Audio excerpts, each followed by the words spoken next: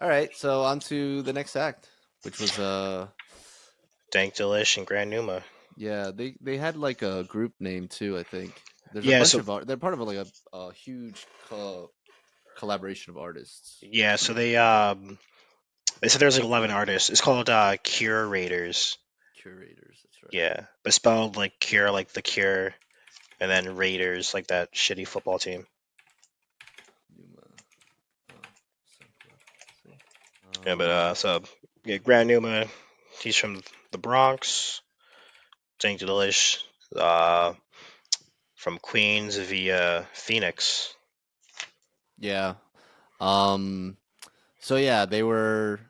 Grand Numa's the vocalist, rapper, singer, spoken word is whatever you want to call it. He kind of does. He does a whole combination of all three. It's really poetic. It's really I really enjoyed it. It's um I want to say like a little theatrical maybe.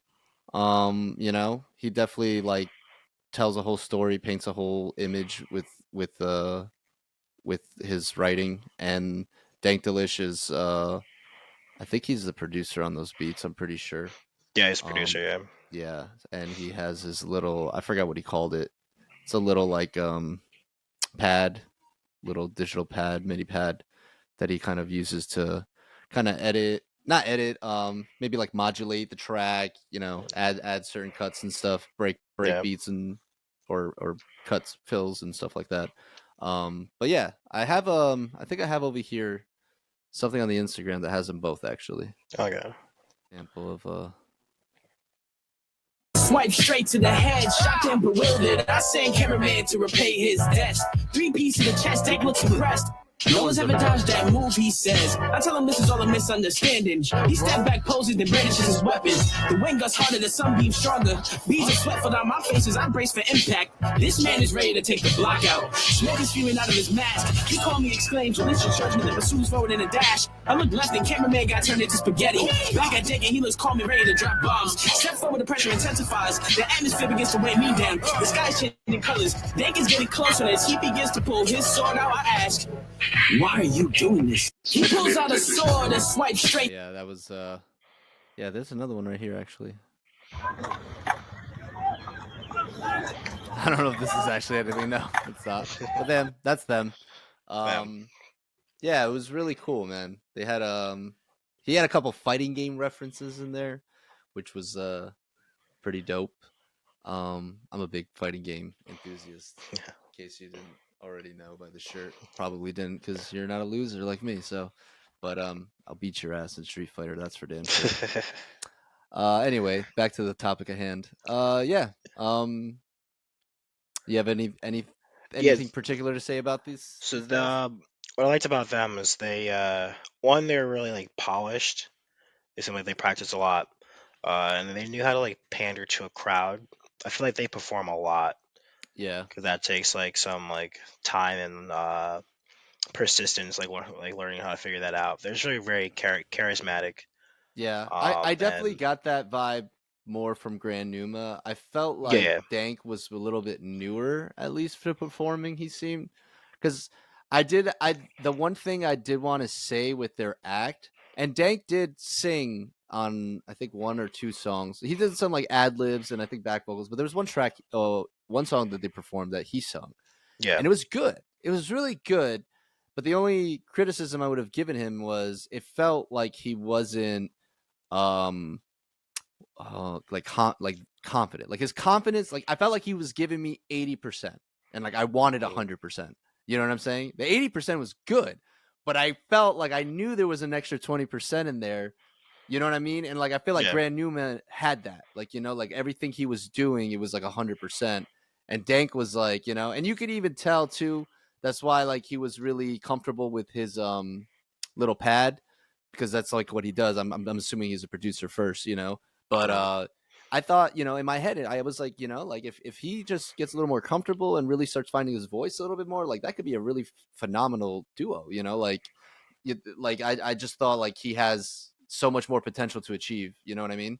yeah, And Grand Noom was like, I feel like he's already like got it, like everything he does is like really fly, like, you know, singing, the rapping, everything, like, and like you said, engaging the audience. Like we were very much engaged during that whole performance. That was a really fun performance. Yeah.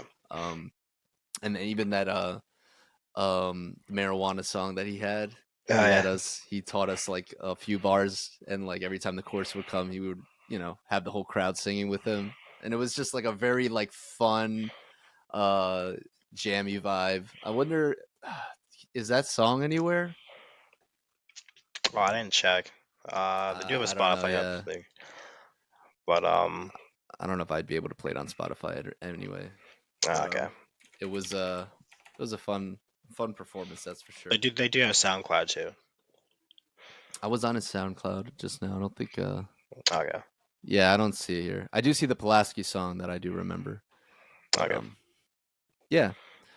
So, what was the? I forgot again the name of the whole collaboration, the whole group. Oh, Curators. Curators. Yeah. That's spelled.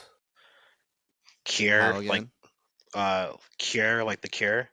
And Raiders. And then Raiders, yeah. Yeah, that's right. Like the football team. You did mention that. So yeah, so that's the whole collab, and then the two guys are Dank Delish and Pnuema. So yeah, if you guys want to check them out, give them a little love. They're really, really dope performers, and I'm hoping to see them more often as we continue our journey through the local music scene. Yeah, they did say they want to have a showcase soon and told us to come out. So, That's true. If they do, you'll hear from us again. Yeah, absolutely. Oh, I'm looking forward to that. Yeah. All right. So the third act was actually the brother of the main act, Grant David Crawford. Ah, yes. Now this guy actually have a video of the performance, so I can stop sharing my screen for nothing, and we could take a look at that. It's a small clip because, like we said before, we were having issues uploading even this, so I had to cut it down. It was a minute video that I couldn't really get on this because, you know, it's 100 megabytes max that we could do here. So this is the best that we could give you, but, you know, this will kind of give you the setting at least. You'll see where we were, how it was. It was a very intimate, you know, performance, concert, so to speak. All right. Yeah. She passed bluebirds in her eyes and hands underneath her feet. Sorry about the tripod right there. Somebody else was recording. What do I do now? It's inside your mouth. You can't go back. All that's been done.